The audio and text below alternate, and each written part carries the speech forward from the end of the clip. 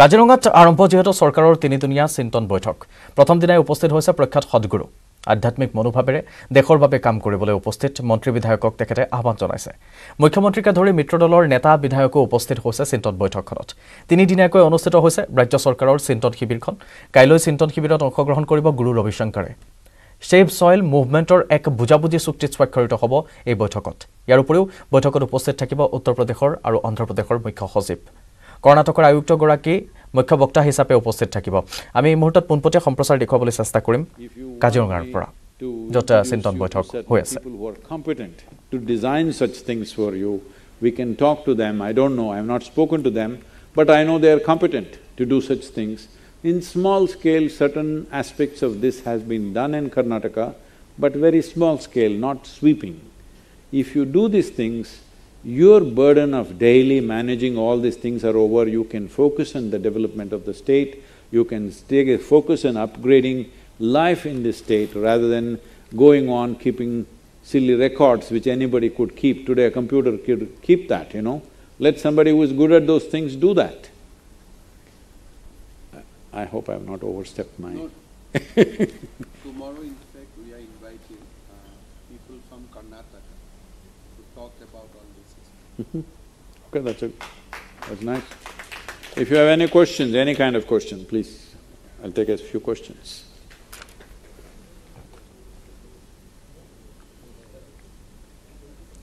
Yes, ma'am.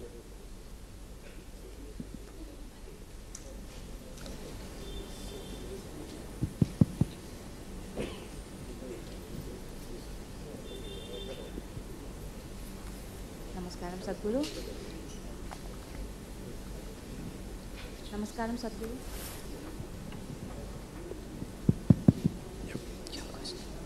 Namaskaram, Sadhguru. Please raise the volume yourself.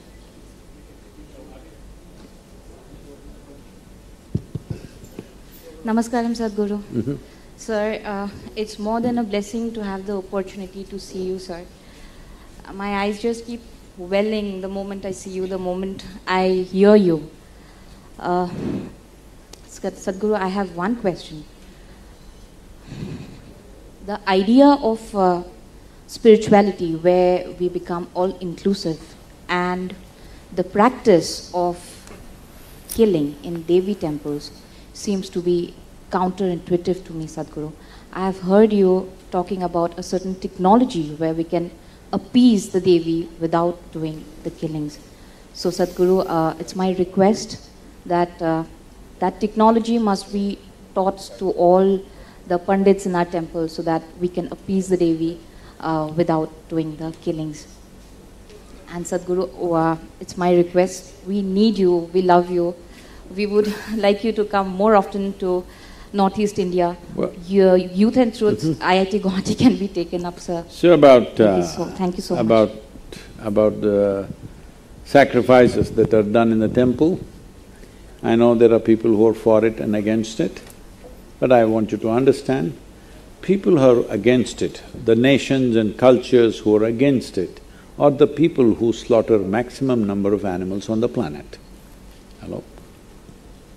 On a daily basis, about 200 billion animals are slaughtered per day. We are not eating that many, but we are slaughtering that many.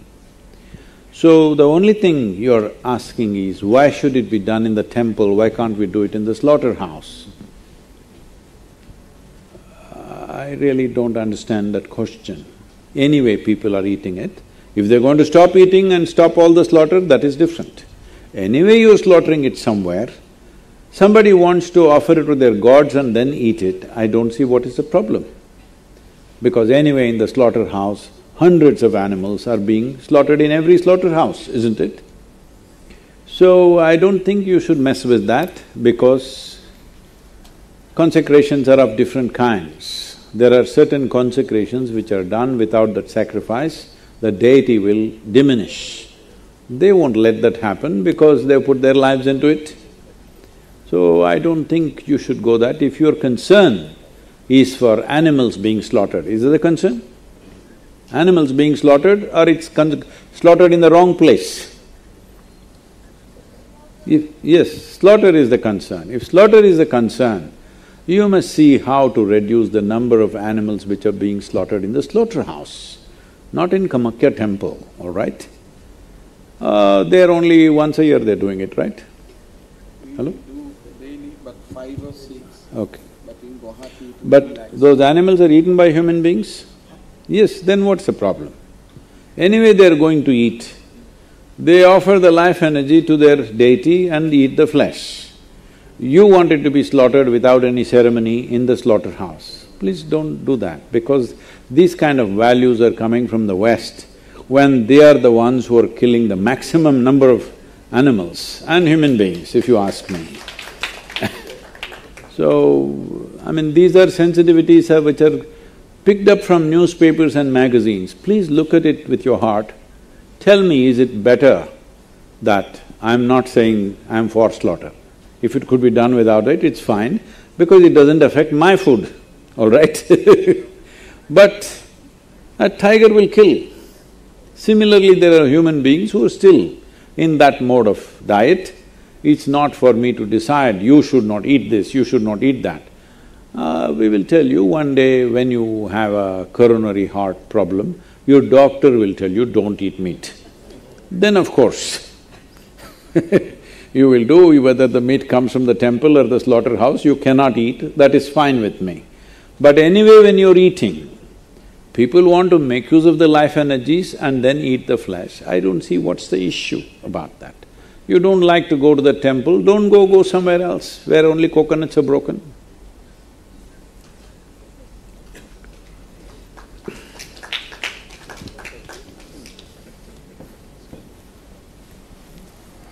Sadhguru, we generally… Hey, it's okay, bye. Relax, please. We generally think that we are prisoners of our position. I'm sorry? We are prisoners of our position.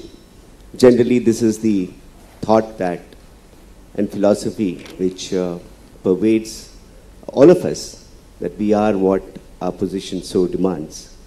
And you have seen bureaucracy across the world and across India.